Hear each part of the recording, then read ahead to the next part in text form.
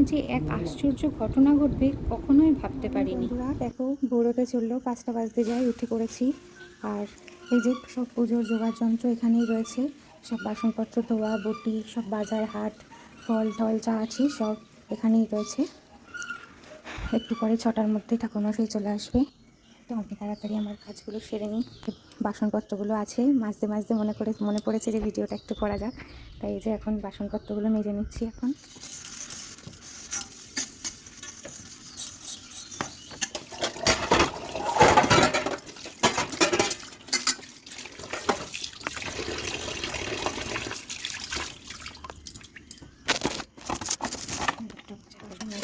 ভোর একদম উঠেই চললো, তো এবারে আমি আস্তে আস্তে স্নান করে নেবো।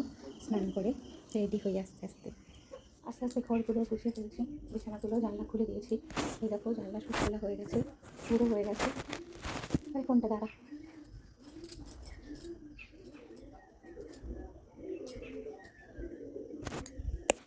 চলো দেখো বিছানা গোছানো আমার রেডি, সব রেডি।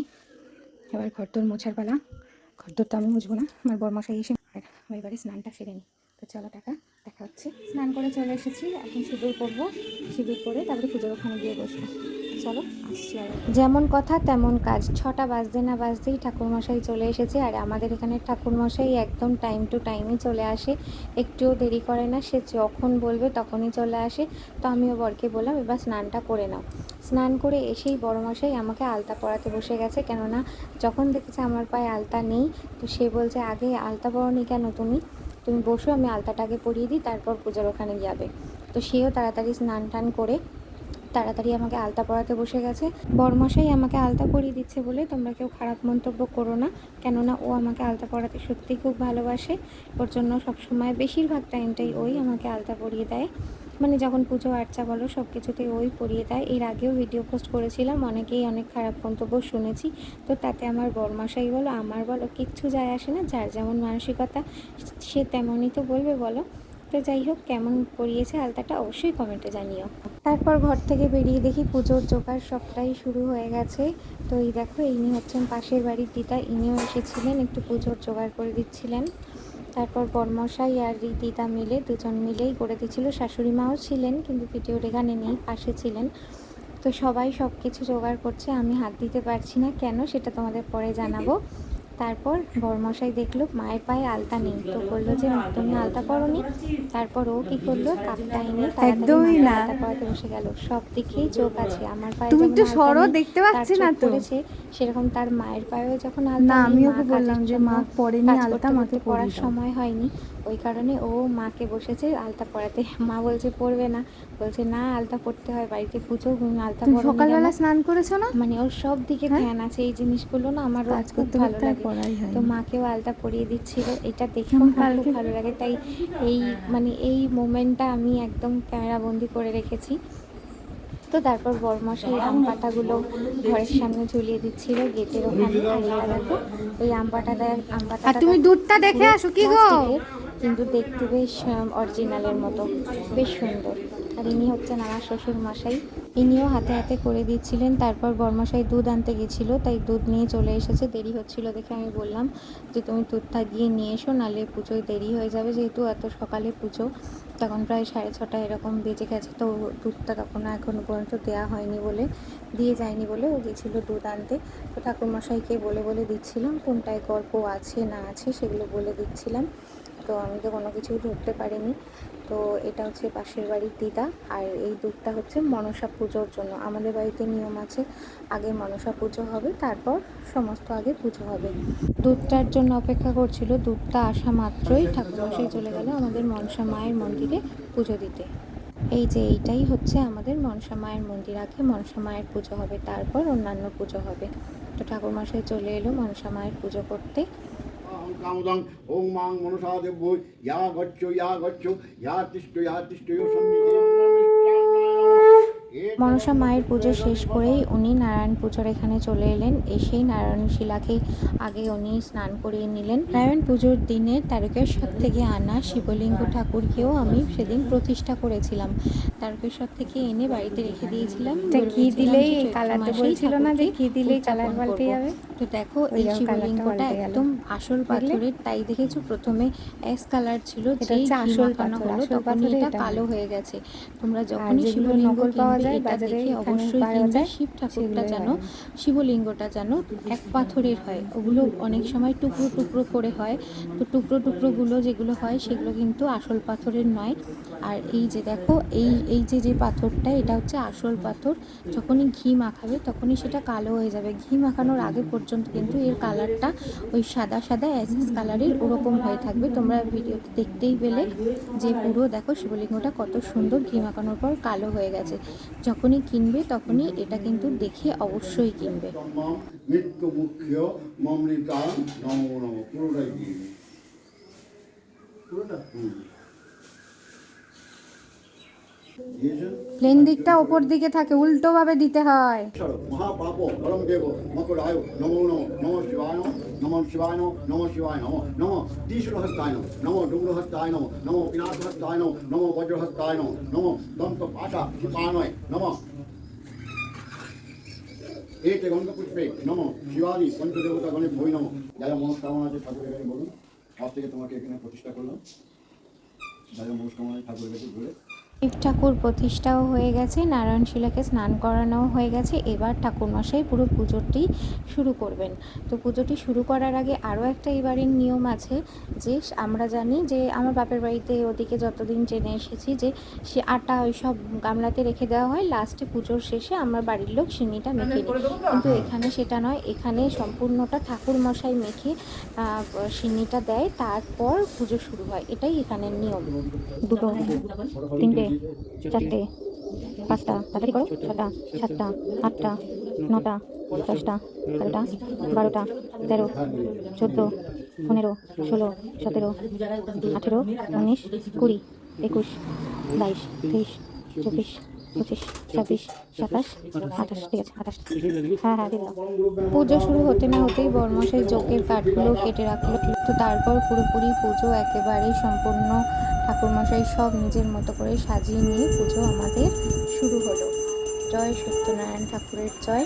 মাও বসেছিল, শাক বাজাচ্ছিল মা, আর আমি এই পাশে বসেছিলাম, যেহেতু ঠাকুরের ওখানে বসতে পারবো না তাই পাশে বসেছিলাম। তো অবশেষে সব জোগাড়যন্ত্র করে অবশেষে পুজো শুরু হলো। পুজো শুরু হতে না হতেই আমাকে দেখো, খুব জোর খিদা পেয়ে গেছে। ওর জন্য আমি জল বিস্কুট নিয়ে বসে পড়েছি। সকালবেলা দুধ বিস্কুট খাই, কিন্তু দুধওয়ালা সেই 8:30টায় আসে, তাই এখন 8:30 বাজতে তো অনেক দেরি আছে। ওই কারণে আমি একটুখানি জল বিস্কুট, 4টে জল বিস্কুট ভিজিয়ে খেয়ে নিচ্ছিলাম, আর ওদিকে পুজো হচ্ছিল। মাকে জিজ্ঞেস করলাম, মা খাবো? মাও বললো হ্যাঁ তুমি না খেয়ে থেকো না, খেয়ে নাও। ওর জন্য আমিও খেয়ে নিয়েছি।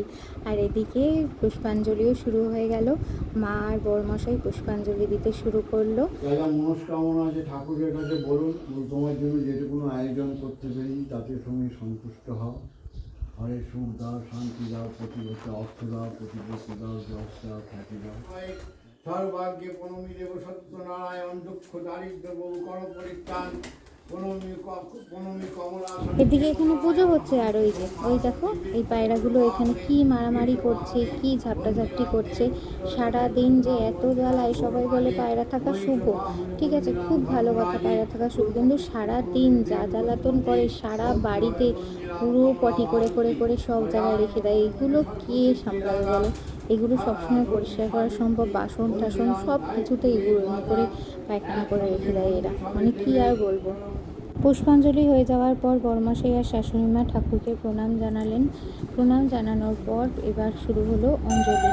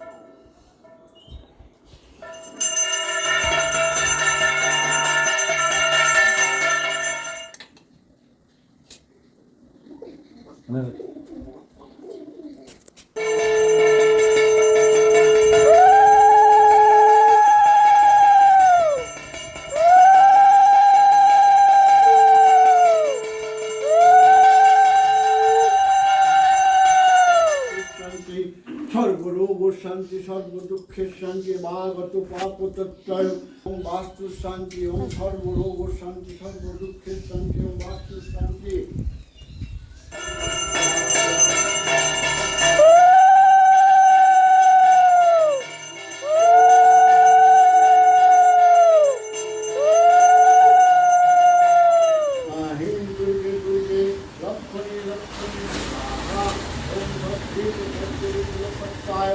ओम ह्रीं दुर्गे दुर्गे रक्षणी रक्षणी स्वाहा ओम स्वाहा। ठीक है।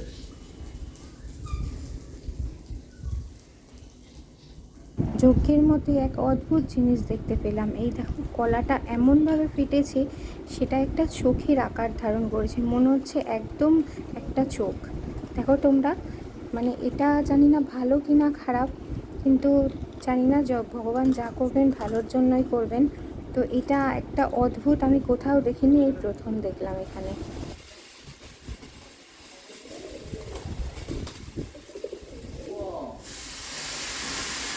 বরমশাই এবারে যজ্ঞের টিকা নিয়ে সবাইকে পরিয়ে দিলেন, আর মায়ের সাথে দেখো ইয়ার্কি মারছে, বলছে এরকম বড় টিকা করে দেবো।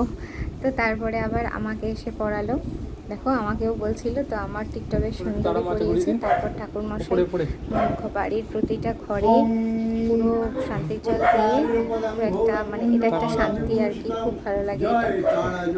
প্রতিটা ঘরেই শান্তির জল দিয়ে দিল, ভালো করে মন্ত্র করে শান্তির জল দিয়ে দিল। দেখো এই ঘরটা আমার, তোমরা দেখে নাও, কখনো এরকমভাবে দেখাইনি। তো এটা আমি ভিডিও করিনি, আমার বরমশাই করেছে। তো দেখো আমার ঘরটা তোমাদের দেখিয়ে দিলাম। তো আমার ঘরটা কীরকম লাগলো তোমাদের অবশ্যই জানিও, ঘর সাজানোটাও কেমন লাগলো সেটাও অবশ্যই জানিও। কেমন? অর্চুতং কেশবং বিষ্ণু হরি সত্যম জনার্দনং হংসং নারায়ণ চৈব এতো নাম অষ্টকং শুভম। এরপর চরণামৃত খেয়ে সবাই উপোস ভঙ্গ করলো। আমি অবশ্য উপোস করিনি, কিন্তু চরণামৃত খেতে ভীষণই ভালো লাগে। তো সবাই চরণামৃত খেয়ে উপোস ভঙ্গ করলো। তো এবার প্রসাদ বিতরণ করার পালা। প্রচুর মানুষই এসে প্রসাদ নিয়ে গেছেন। সেই সময় আর ভিডিওটা করতে পারিনি, আমি মাথায় ছিল না আর কি ভিডিওটা করার কথা। সেই সকাল থেকে উঠে ভিডিও করেই যাচ্ছি। এই সময়টা আর আমি মানে করার কথা মাথায় ছিল না, তাই হঠাৎ মনে পড়লো যে লাস্ট যিনি এসেছিলেন দুজন, সেইটারই ভিডিওটা করেছিলাম। ঠিক তারপরের দিনই ছিল নীল ষষ্ঠী, আর আমি এবছর উপোস করতে পারবো না, তাই বরমশাই সকাল সকাল ঘুম থেকে উঠে স্নান করে ঠাকুরের মাথায় দুধ গঙ্গা জল দিয়ে শিব ঠাকুরকে স্নান করিয়ে দিয়ে সে তার কাজের উদ্দেশ্যে রওনা দিল। ভিডিওটি এখানেই শেষ করছি। কে কোথা থেকে ভিডিওটি দেখছো অবশ্যই কমেন্টে জানিও। ভিডিওটি কেমন লাগলো সেটাও অবশ্যই জানাতে ভুলো না। সবাই একটু করে কমেন্টে লিখে দিও হর হর মা।